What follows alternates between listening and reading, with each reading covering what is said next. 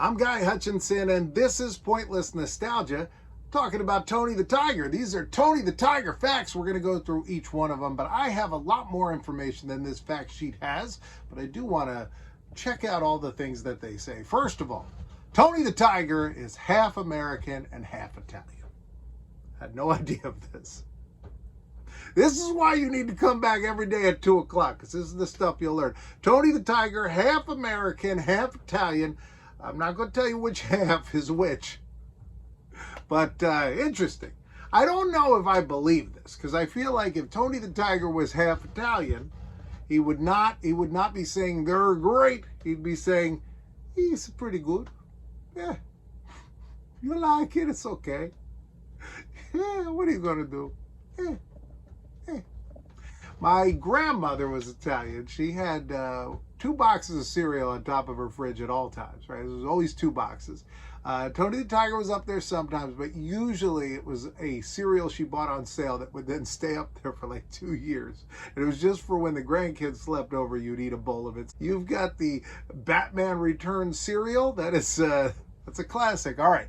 But he's pretty good. He's a half Italian. All right. I looked up Tony the Tiger being Italian, and I found this picture. And I don't know what it means. Milano, that's Italian, right? Look at these two. I don't know what they're doing. I don't know why. They've made a bed inside the Frosted Flakes, but there they are. It's good times. Tony the Tiger has a family. He's a family man, that Tony the Tiger. Let's learn all about Tony the Tiger's family. So first off, we go to the Ad Mascot Wiki.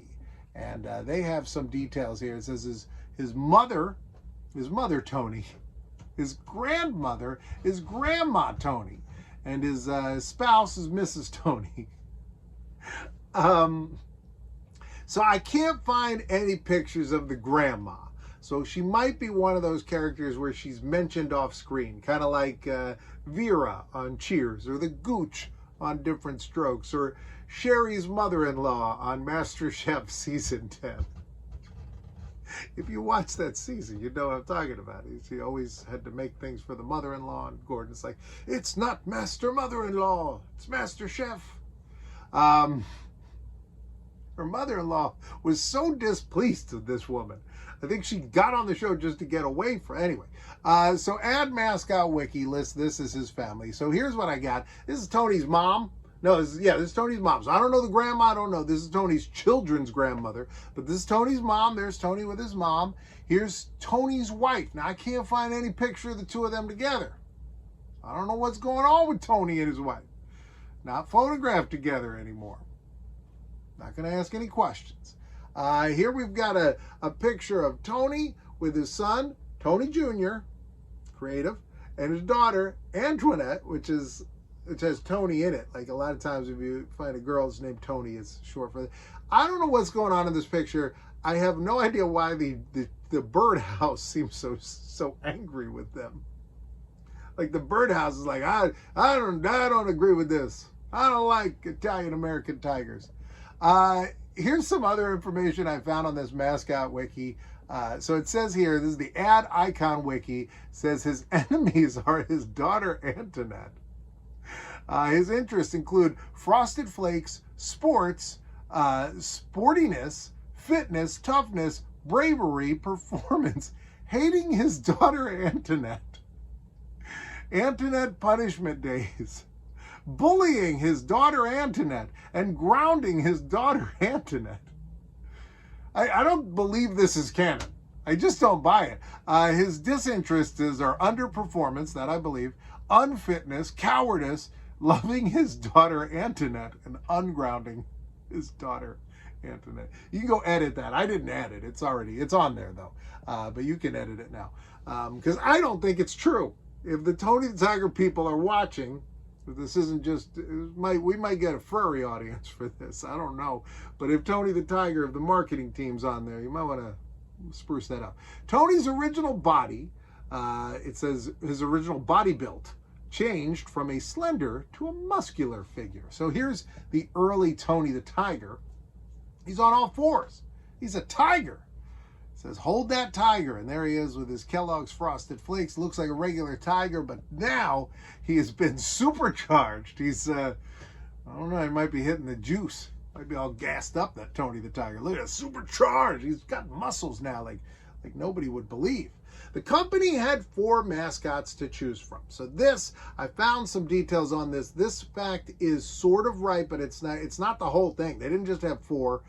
Here is the story behind that. So for a while, they also had this Katy the Kangaroo, K-A-T-Y, the kangaroo, and Tony would be on the box. So Tony and Katy. Now, there were other mascots that existed that they mentioned, but they never made it onto the box. Now, I found this picture. So this is Katy the Kangaroo. You can see her there. It's great. It's they had a leap year event, and so they had the kangaroo. Makes a lot of sense. All right. Now, here is the GNU, Newt the GNU. So he existed in an ad as well.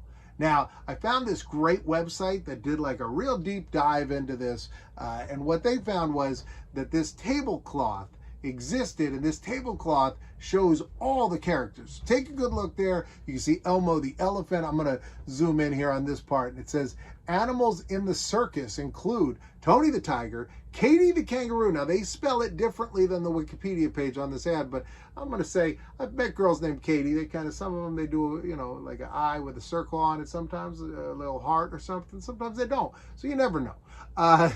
Katy the Kangaroo, Pete the Porcupine, George the Giraffe, Elmo the Elephant, Zeke the Zebra, and Newt the GNU. What a great lineup for young circus lovers. Great for circus-themed parties, too. You get this vinyl plastic thingamajig, a circus tablecloth, only 50 cents. It's a good deal. All right, let's see. Tony the Tiger has many voices. He's got more than one. Started out, it was Dallas McKinnon. But we're going to focus on 2 of them, the next 2, because I got a lot to say about these 2. The first one, Thurl Ravenscroft. He is in the Haunted Mansion. He's the one over there that's kind of fell over. He's the bus that fell over. He sings in the Haunted Mansion. He also did the Grinch. He did that song, which is just makes you understand why the Grinch didn't like that town. You're a mean one, Mr. Grinch. And then it's like, if I were to think of a sentence about you, it'd be like, he should be out in jail and I hate his guts and he's worse than a banana peel and I wouldn't touch him with a long pole. In fact, I would touch him, but only to push him off a cliff so he would die. It's like that whole song is really me. But anyway, Thurl Ravenscroft, he was the second voice of Tony the Tiger. He did the They're Great. That was his big thing. And then Stagger Lee Marshall from WCW. He was the voice of Tony the Tiger. They've replaced him now, but that was something. The humanization of Tony the Tiger was a huge success. This is a fact. All right, I'll allow it. The company removed the word sugar in its brand name. Now, this is a big thing in like the 80s. They started pulling sugar out of the name of every cereal. You had your Sugar Smacks, which was the one that had Dig 'em the Frog, who would offer to smack you so you could smack him back. They also had Sugar Chex, Casper the Friendly Ghost. You had your Sugar Pops, right? Got to have my Pops. Now they're just called Corn Pops. And Super Sugar Crisp.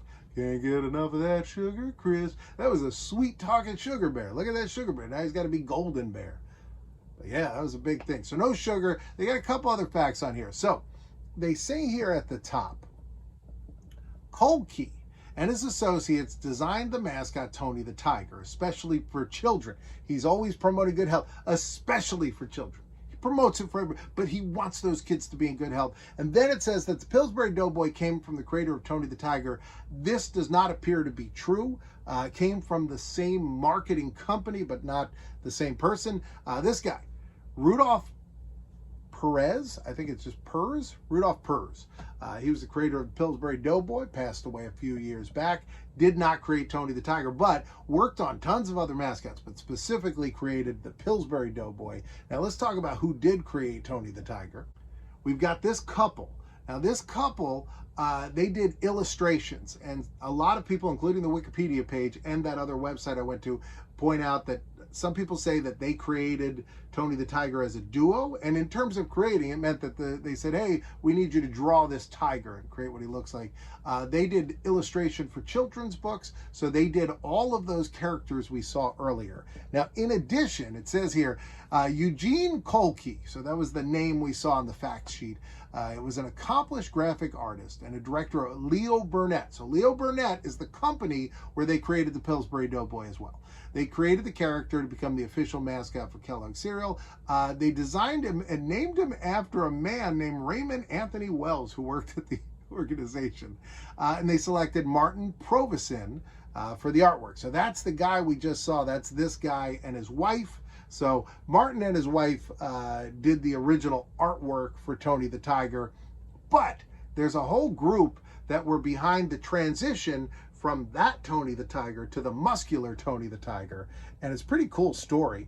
It's a group of former Disney Imagineers. So it says the Quartet Films, which had produced Jolly Green Giant, a bunch of other things. We'll talk about them. But these people, every one of them had a Wikipedia page that either said they were an artist or a special effects person or something else in that design. So these were guys had worked for Disney, created a bunch of iconic characters. Jolly Green Giant, there he is, upskirt, Jolly Green Giant. Here is Snap, Crackle, Pop, in that order. There's the Baltimore Orioles logo. That's one of my favorite cartoon logos. I like that one. The Hams Beer Bear. Man, I love the Hams Beer Bear. That is one of my all-time favorite characters of any type. Man, I love that beer. I do like the beer too, but I like the bear. All right, trademark controversy. Now, I'm not going to dig too deep into this, but here on the Wikipedia page was this section. So the section is about how Exxon, which used to be called Esso, I don't know when they changed, but they have a tiger, but they made their tiger after Tony the Tiger, but by only a couple years. And it said the two major companies shared a peaceful relationship from 1952 to 1995, and it said they combined spent over $1.5 billion to advertise cereal and or petroleum. But then they started fighting with each other at that point. So from that point on, there was fight because they were expanding the use. Exxon was using the tiger in more ways. So let me just show you the tiger. I have no like, you know, they always say I have no horse in this race or dog in this fight. I have no tiger in this tank.